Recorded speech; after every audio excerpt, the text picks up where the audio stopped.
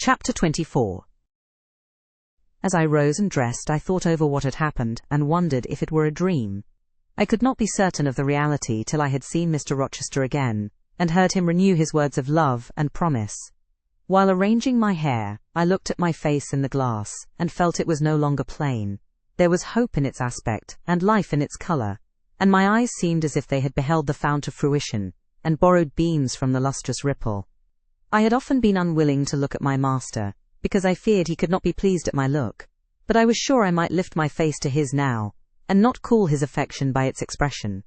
I took a plain but clean and light summer dress from my drawer and put it on. It seemed no attire had ever so well become me, because none had I ever worn in so blissful a mood.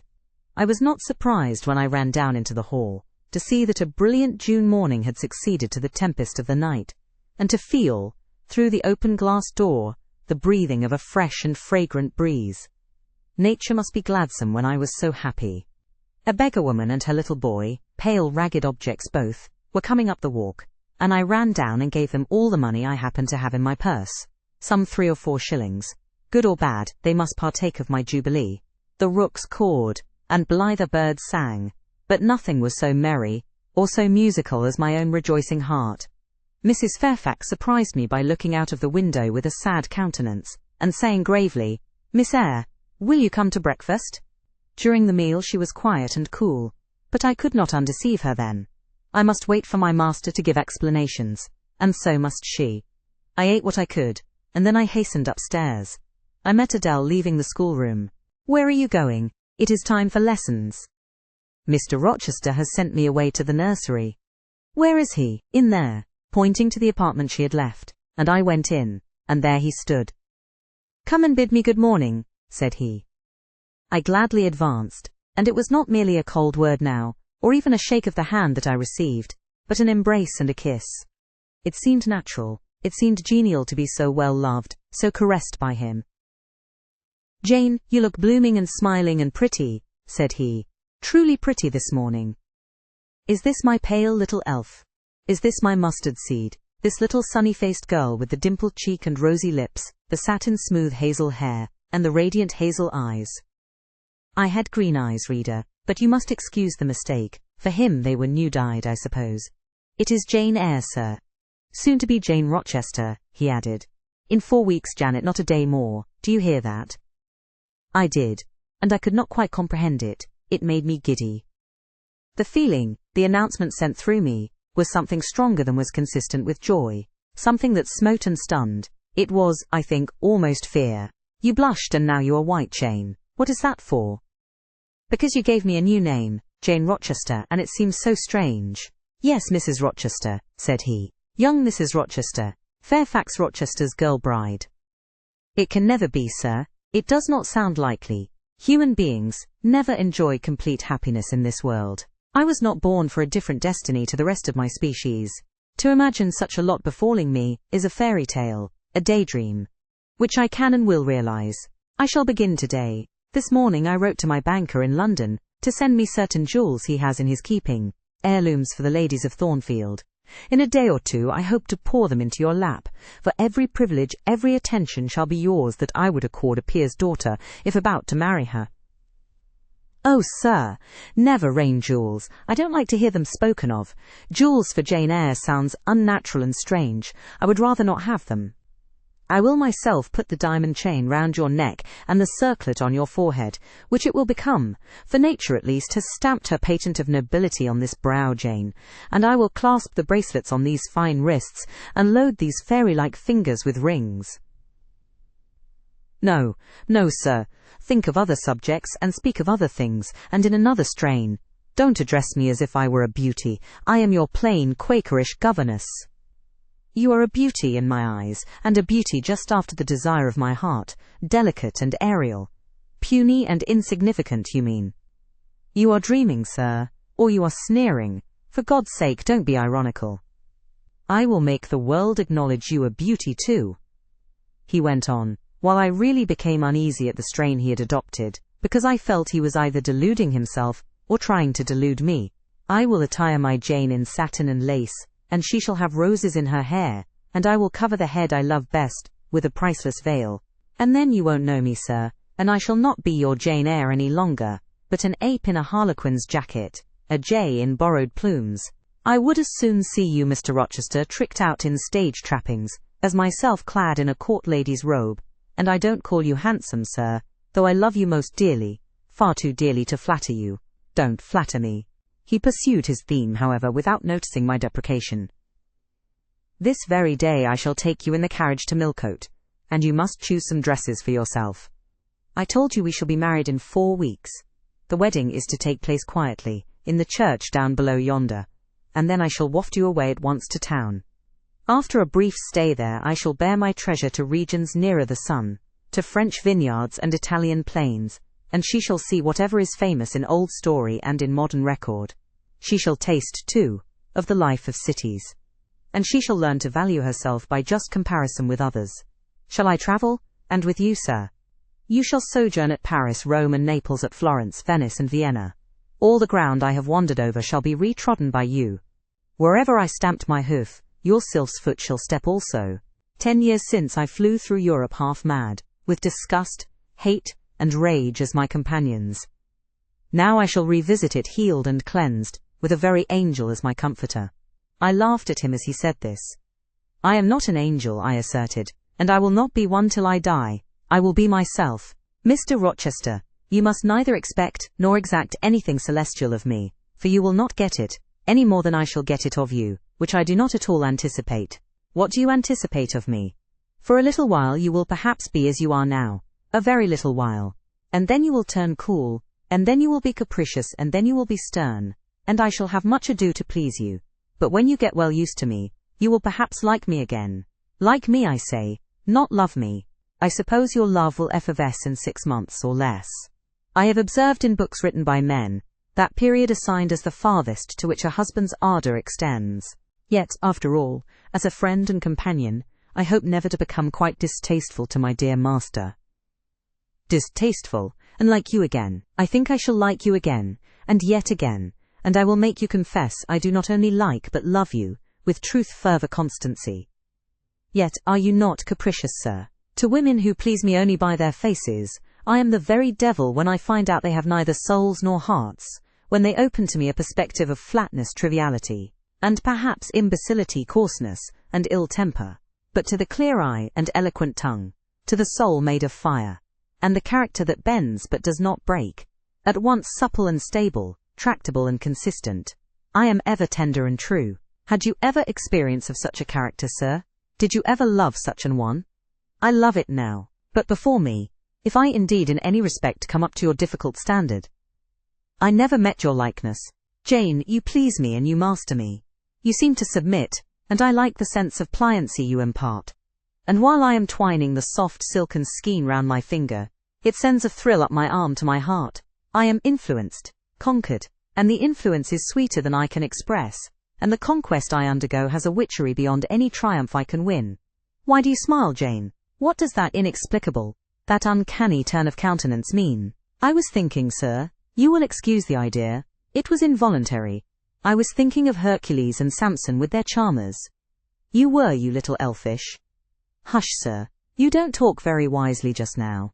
Any more than those gentlemen acted very wisely. However, had they been married, they would no doubt by their severity as husbands have made up for their softness as suitors. And so will you, I fear. I wonder how you will answer me a year hence, should I ask a favour it does not suit your convenience or pleasure to grant. Ask me something now, Janet, the least thing. I desire to be entreated. Indeed I will, sir. I have my petition already. Speak. But if you look up and smile with that countenance, I shall swear concession before I know to what, and that will make a fool of me. Not at all, sir. I ask only this. Don't send for the jewels, and don't crown me with roses. You might as well put a border of gold lace round that plain pocket handkerchief you have there. I might as well gild refined gold. I know it. Your request is granted then, for the time. I will remand the order I dispatched to my banker. But you have not yet asked for anything. You have prayed a gift to be withdrawn. Try again. Well then, sir, have the goodness to gratify my curiosity, which is much piqued on one point. He looked disturbed. What? He said hastily. Curiosity is a dangerous petition. It is well I have not taken a vow to accord every request. But there can be no danger in complying with this, sir. Utter it, Jane. But I wish that instead of a mere inquiry into perhaps a secret, it was a wish for half my estate. Now, King Ahasuerus, what do I want with half your estate? Do you think I am a Jew usurer seeking good investment in land? I would much rather have all your confidence.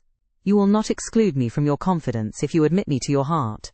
You are welcome to all my confidence that is worth having, Jane, but for God's sake don't desire a useless burden. Don't long for poison, don't turn out a downright Eve on my hands. Why not, sir? You have just been telling me how much you like to be conquered, and how pleasant over-persuasion is to you. Don't you think I had better take advantage of the confession, and begin and coax and entreat, even cry and be sulky if necessary, for the sake of a mere essay of my power? I dare you to any such experiment, encroach, presume, and the game is up. Is it, sir? You soon give in. How stern you look now. Your eyebrows have become as thick as my finger, and your forehead resembles what, in some very astonishing poetry I once saw styled, a blue-piled thunderloft. That will be your married look, sir, I suppose. If that will be your married look, I, as a Christian, will soon give up the notion of consorting with a mere sprite or salamander. But what had you to ask, thing? Out with it. There, you are less than civil now, and I like rudeness a great deal better than flattery. I had rather be a thing than an angel. This is what I have to ask. Why did you take such pains to make me believe you wished to marry Miss Ingram? Is that all? Thank God it is no worse. And now he unknit his black brows, looked down, smiling at me, and stroked my hair, as if well pleased at seeing a danger averted. I think I may confess, he continued, even although I should make you a little indignant, Jane, and I have seen what a fire spirit you can be when you are indignant. You glowed in the cool moonlight last night, when you mutinied against fate, and claimed your rank as my equal. Janet, by the by, it was you who made me the offer. Of course I did, but to the point if you please, sir. Miss Ingram? Well, I feigned courtship of Miss Ingram, because I wished to render you as madly in love with me as I was with you, and I knew jealousy would be the best ally I could call in for the furtherance of that end. Excellent. Now you are small, not one whit bigger than the end of my little finger. It was a burning shame and a scandalous disgrace to act in that way. Did you think nothing of Miss Ingram's feelings, sir? Her feelings are concentrated in one, pride, and that needs humbling. Were you jealous, Jane? Never mind, Mr. Rochester. It is in no way interesting to you to know that. Answer me truly once more. Do you think Miss Ingram will not suffer from your dishonest coquetry? Won't she feel forsaken and deserted? Impossible. When I told you how she, on the contrary, deserted me, the idea of my insolvency cooled, or rather extinguished, her flame in a moment. You have a curious designing mind, Mr. Rochester. I am afraid your principles on some points are eccentric. My principles were never trained, Jane. They may have grown a little awry for want of attention. Once again, seriously. May I enjoy the great good that has been vouchsafed to me, without fearing that anyone else is suffering the bitter pain I myself felt a while ago? That you may, my good little girl. There is not another being in the world has the same pure love for me as yourself, for I lay that pleasant unction to my soul, Jane, a belief in your affection. I turned my lips to the hand that lay on my shoulder. I loved him very much, more than I could trust myself to say, more than words had power to express. Ask something more, he said presently. It is my delight to be entreated, and to yield. I was again ready with my request. Communicate your intentions to Mrs. Fairfax, sir. She saw me with you last night in the hall, and she was shocked. Give her some explanation before I see her again. It pains me to be misjudged by so good a woman. Go to your room and put on your bonnet, he replied. I mean you to accompany me to Millcote this morning, and while you prepare for the drive, I will enlighten the old lady's understanding. Did she think, Janet, you had given the world for love, and considered it well lost?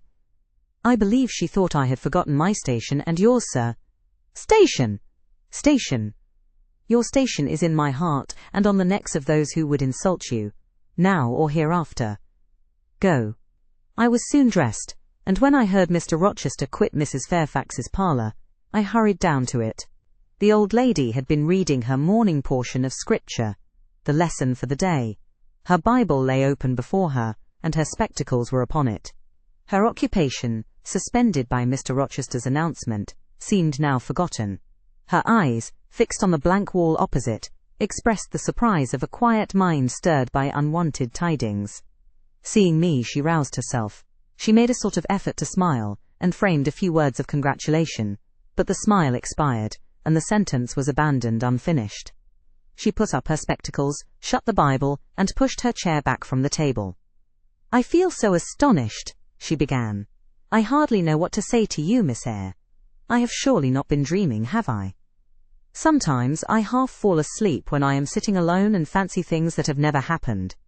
It has seemed to me more than once when I have been in a doze that my dear husband, who died 15 years since, has come in and sat down beside me, and that I have even heard him call me by my name, Alice, as he used to do. Now, can you tell me whether it is actually true that Mr. Rochester has asked you to marry him? Don't laugh at me. But I really thought he came in here 5 minutes ago and said that in a month you would be his wife." "He has said the same thing to me," I replied. "He has? Do you believe him? Have you accepted him?" "Yes." She looked at me bewildered. "I could never have thought it. He is a proud man. All the Rochesters were proud, and his father at least liked money. He too has always been called careful. He means to marry you?" "He tells me so." She surveyed my whole person. In her eyes I read that they had there found no charm powerful enough to solve the enigma. "It passes me," she continued, "but no doubt it is true since you say so. How it will answer I cannot tell. I really don't know. Equality of position and fortune is often advisable in such cases, and there are 20 years of difference in your ages. He might almost be your father." "No, indeed, Mrs. Fairfax," exclaimed I, nettled. "He is nothing like my father. No one who saw us together would suppose it for an instant. Mr. Rochester looks as young, and is as young as some men at 25. "Is it really for love he is going to marry you?" she asked. I was so hurt by her coldness and skepticism that the tears rose to my eyes. "I am sorry to grieve you," pursued the widow, "but you are so young, and so little acquainted with men, I wish to put you on your guard. It is an old saying that all is not gold that glitters, and in this case I do fear there will be something found to be different to what either you or I expect." "Why? Am I a monster?" I said. "Is it impossible that Mr. Rochester should have a sincere affection for me?" "No, you are very well, and much improved of late, and Mr. Rochester, I dare say, is fond of you. I have always noticed that you were a sort of pet of his. There are times when, for your sake, I have been a little uneasy at his marked preference, and have wished to put you on your guard. But I did not like to suggest even the possibility of wrong. I knew such an idea would shock, perhaps offend you, and you were so discreet, and so thoroughly modest and sensible, I hoped you might be trusted to protect yourself. Last night I cannot tell you what I suffered when I sought all over the house, and could find you nowhere, nor the master either, and then, at 12 o'clock, saw you come in with him." "Well, never mind that now," I interrupted impatiently. "It is enough that all was right." "I hope all will be right in the end," she said. "But believe me, you cannot be too careful. Try and keep Mr. Rochester at a distance. Distrust yourself as well as him. Gentlemen in his station are not accustomed to marry their governesses." I was growing truly irritated. Happily, Adele ran in. Let me go to Millcote too," she cried. "Mr. Rochester won't, though there is so much room in the new carriage. Beg him to let me go, mademoiselle." "That I will, Adele," and I hastened away with her, glad to quit my gloomy monitress. The carriage was ready, they were bringing it round to the front, and my master was pacing the pavement, Pilot following him backwards and forwards. "Adele may accompany us, may she not, sir?" I told her no. "I'll have no brats. I'll have only you." "Do let her go, Mr. Rochester, if you please. It would be better." "Not it. She will be a restraint." He was quite peremptory, both in look and voice. The chill of Mrs. Fairfax's warnings, and the damp of her doubts were upon me. Something of unsubstantiality and uncertainty had beset my hopes. I half lost the sense of power over him. I was about mechanically to obey him, without further remonstrance. But as he helped me into the carriage, he looked at my face. "What is the matter?" he asked. "All the sunshine is gone. Do you really wish the bairn to go? Will it annoy you if she is left behind?" "I would far rather she went, sir." "Then off for your bonnet, and back like a flash of lightning," cried he to Adele. She obeyed him with what speed she might. "After all, a single morning's interruption will not matter much," said he, "when I mean shortly to claim you. Your thoughts, conversation and company, for life. Adele, when lifted in, commenced kissing me, by way of expressing her gratitude for my intercession. She was instantly stowed away into a corner on the other side of him. She then peeped round to where I sat. So stern a neighbour was too restrictive. To him, in his present fractious mood, she dared whisper no observations, nor ask of him any information. "Let her come to me," I entreated. "She will perhaps trouble you, sir. There is plenty of room on this side." He handed her over as if she had been a lapdog. "I'll send her to school yet," he said, but now he was smiling. Adele heard him, and asked if she was to go to school. "Sans mademoiselle?" "Yes," he replied. "Absolutely sans mademoiselle, for I am to take mademoiselle to the moon, and there I shall seek a cave in one of the white valleys among the volcano tops, and mademoiselle shall live with me there, and only me." "She will have nothing to eat. You will starve her," observed Adele. "I shall gather manna for her morning and night. The plains and hillsides in the moon are bleached with manna, Adele. She will want to warm herself. What will she do for a fire? Fire rises out of the lunar mountains. When she is cold, I'll carry her up to a peak, and lay her down on the edge of a crater. Oh, qu'elle y sera mal, peu comfortable. And her clothes, they will wear out. How can she get new ones?" Mr. Rochester professed to be puzzled. Said he. "What would you do, Adele? Cudgel your brains for an expedient. How would a white or a pink cloud answer for a gown, do you think? And one could cut a pretty enough scarf out of a rainbow. She is far better as she is," concluded Adele, after musing some time. "Besides, she would get tired of living with only you in the moon. If I were mademoiselle, I would never consent to go with you." "She has consented, she has pledged her word. But you can't get her there. There is no road to the moon, it is all air. And neither you nor she can fly. Adele, look at that field." We were now outside Thornfield Gates and bowling lightly along the smooth road to Millcote, where the dust was well laid by the thunderstorm, and where the low hedges and lofty timber trees on each side glistened green and rain-refreshed. "In that field, Adele, I was walking late one evening about a fortnight since, the evening of the day you helped me to make hay in the orchard meadows, and, as I was tired with raking swathes, I sat down to rest me on a stile. And there I took out a little book and a pencil, and began to write about a misfortune that befell me long ago, and a wish I had for happy days to come. I was writing away very fast, though daylight was fading from the leaf, when something came up the path, and stopped 2 yards off me. I looked at it. It was a little thing with a veil of gossamer on its head. I beckoned it to come near me. It stood soon at my knee. I never spoke to it, and it never spoke to me, in words, but I read its eyes, and it read mine, and our speechless colloquy was to this effect. It was a fairy, and come from Elfland, it said, and its errand was to make me happy. I must go with it, out of the common world to a lonely place, such as the moon, for instance, and it nodded its head towards her horn, rising over Hay Hill. It told me of the alabaster cave, and silver vale where we might live. I said I should like to go, but reminded it, as you did me, that I had no wings to fly. "Oh," returned the fairy, "that does not signify. Here is a talisman will remove all difficulties," and she held out a pretty gold ring. "Put it," she said, "on the 4th finger of my left hand, and I am yours, and you are mine, and we shall leave earth, and make our own heaven yonder." She nodded again at the moon. "The ring, Adele, is in my breeches pocket, under the disguise of a sovereign, but I mean soon to change it to a ring again." "But what has mademoiselle to do with it?" "I don't care for the fairy. You said it was mademoiselle you would take to the moon." "Mademoiselle is a fairy," he said, whispering mysteriously. Whereupon I told her not to mind his badinage, and she, on her part, evinced a fund of genuine French scepticism, denominating Mr. Rochester un vrai menteur, and assuring him that she made no account whatever of his conte de fées, and that, du reste, il n'y avait pas de fées, et quand même il y en avait. She was sure they would never appear to him, nor ever give him rings, or offer to live with him in the moon. The hour spent at Millcote was a somewhat harassing one to me. Mr. Rochester obliged me to go to a certain silk warehouse. There I was ordered to choose 6 dresses. I hated the business. I begged leave to defer it. No.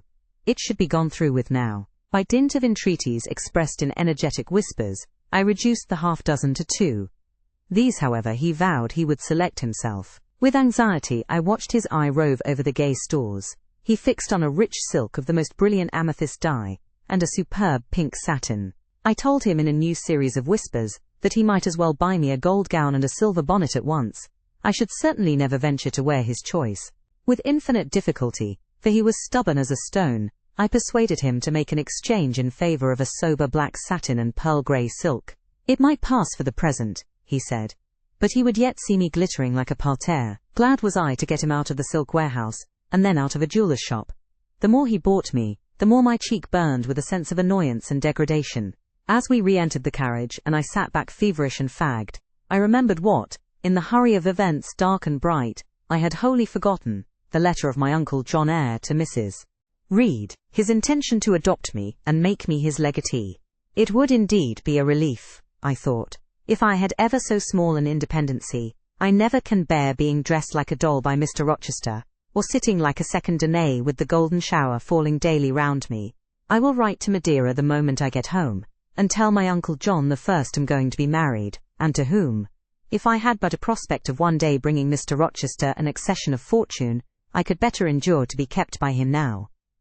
And somewhat relieved by this idea, which I failed not to execute that day, I ventured once more to meet my master's and lover's eye, which most pertinaciously sought mine, though I averted both face and gaze. He smiled, and I thought his smile was such as a sultan might, in a blissful and fond moment, bestow on a slave his gold and gems had enriched. I crushed his hand, which was ever hunting mine, vigorously, and thrust it back to him red with the passionate pressure. You need not look in that way, I said.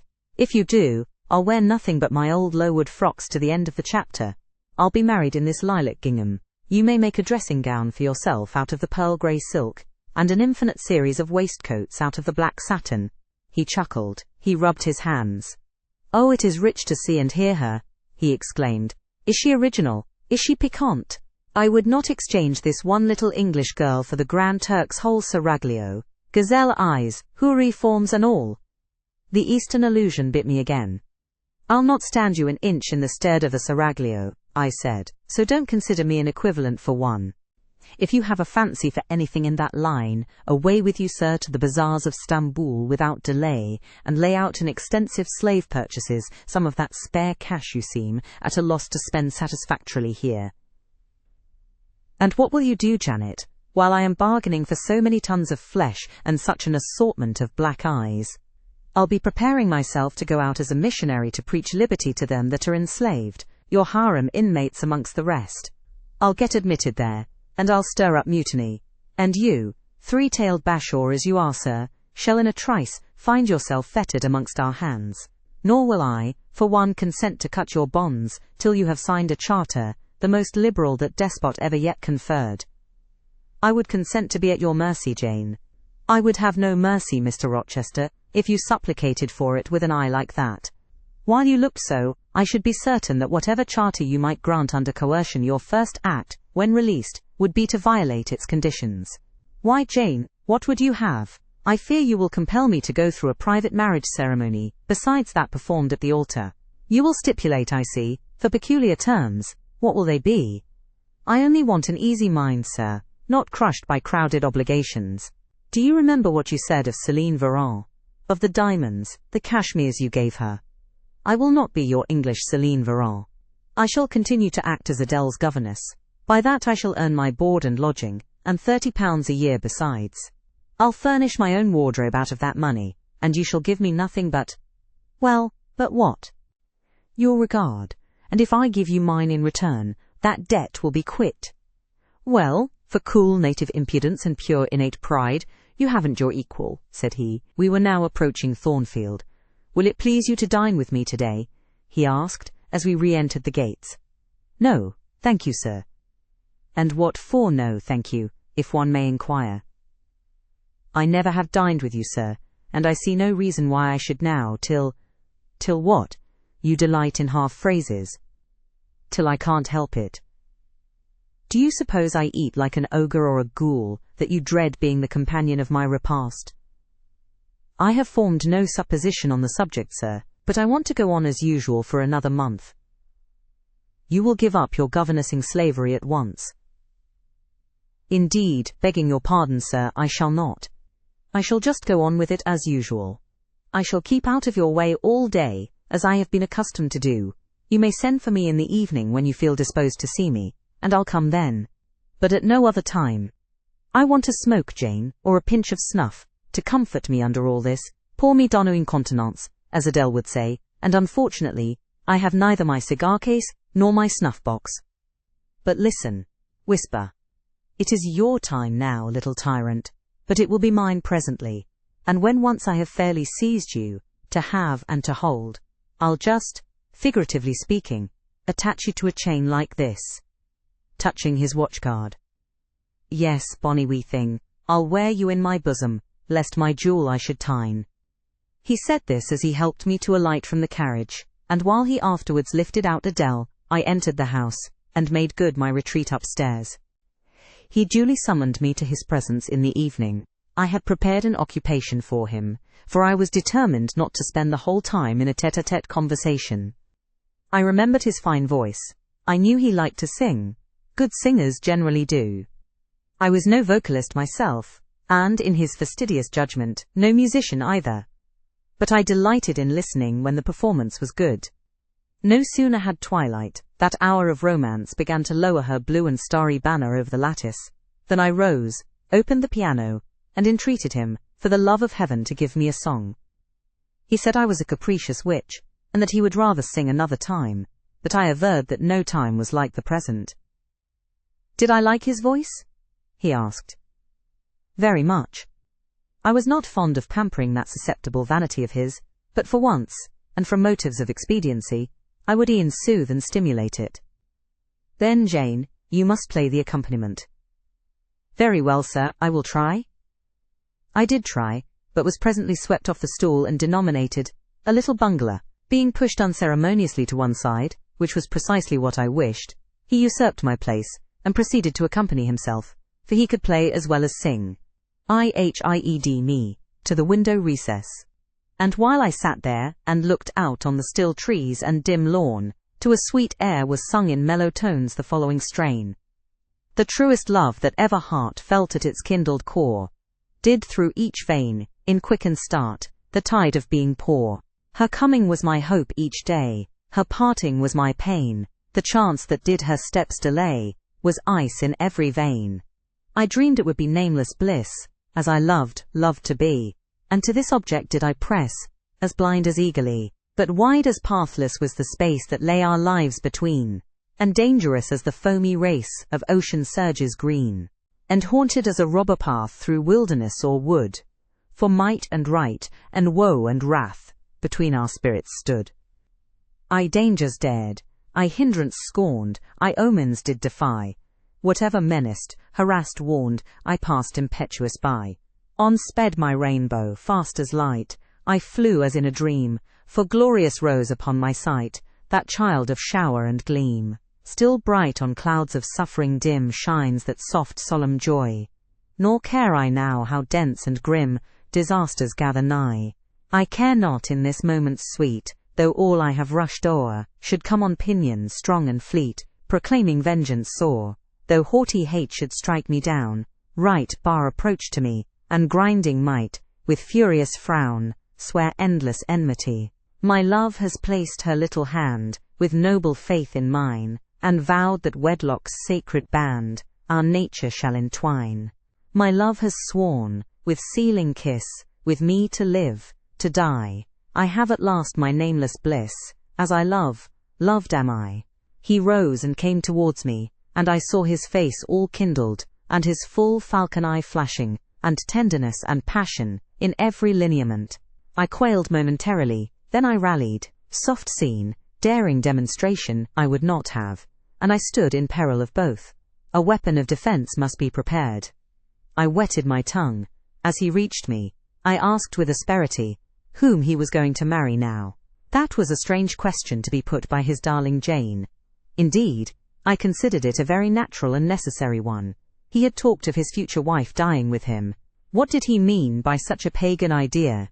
Oh, all he longed, all he prayed for, was that I might live with him. Death was not for such as I. Indeed it was. I had as good a right to die when my time came as he had. But I should bide that time and not be hurried away in a suttee. Would I forgive him for the selfish idea and prove my pardon by a reconciling kiss? No, I would rather be excused. Here I heard myself apostrophized as a hard little thing. And it was added, any other woman would have been melted to marrow at hearing such stanzas crooned in her praise. I assured him I was naturally hard, very flinty, and that he would often find me so. And that moreover, I was determined to show him divers rugged points in my character before the ensuing 4 weeks elapsed. He should know fully what sort of a bargain he had made, while there was yet time to rescind it. Would I be quiet and talk rationally? I would be quiet if he liked, and as to talking rationally, I flattered myself I was doing that now. He fretted, pished, and pshawed.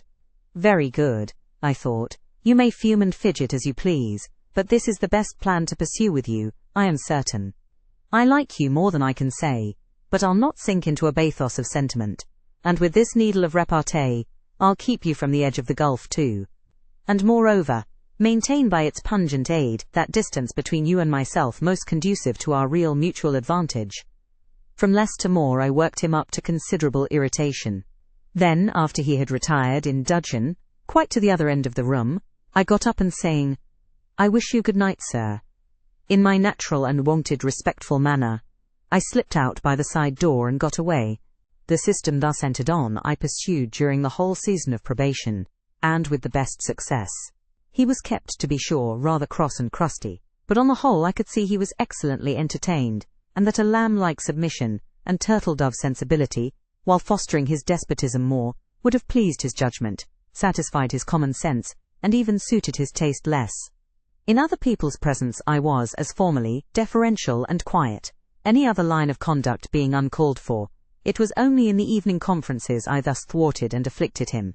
He continued to send for me punctually the moment the clock struck 7, though when I appeared before him now, he had no such honeyed terms as love and darling on his lips. The best words at my service were provoking puppet, malicious elf, sprite, changeling, and sea. For caresses too I now got grimaces, for a pressure of the hand, a pinch on the arm, for a kiss on the cheek, a severe tweak of the ear. It was all right. At present I decidedly preferred these fierce favours to anything more tender. Mrs. Fairfax, I saw, approved me. Her anxiety on my account vanished. Therefore I was certain I did well. Meantime, Mr. Rochester affirmed I was wearing him to skin and bone, and threatened awful vengeance for my present conduct at some period fast coming. I laughed in my sleeve at his menaces. I can keep you in reasonable check now, I reflected, and I don't doubt to be able to do it hereafter. If one expedient loses its virtue, another must be devised. Yet after all, my task was not an easy one. Often I would rather have pleased than teased him. My future husband was becoming to me my whole world, and more than the world, almost my hope of heaven. He stood between me and every thought of religion, as an eclipse intervenes between man and the broad sun. I could not in those days see God for his creature, of whom I had made an idol.